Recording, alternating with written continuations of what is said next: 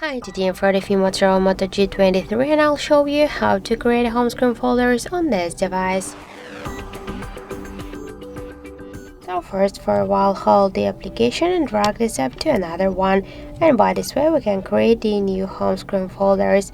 If you wanna give a name or rename the folder, just tap on the name or edit the name and enter the new one. Tap to OK the home button and we can see that we just successfully renamed our folder. Just to move it on the home screen or between the screens, we should just hold it and drag it to the left or to the right side. If you want to remove the application from the folder, just hold the app and drag it to the home screen. But if you want to remove the application from the home screen and folder, hold it and drag it to remove icon. But don't worry, you will stay with this application in the apps menu. Also, if you wanna remove all of the applications with the folder in one click, just hold the folder and drag it to remove icon.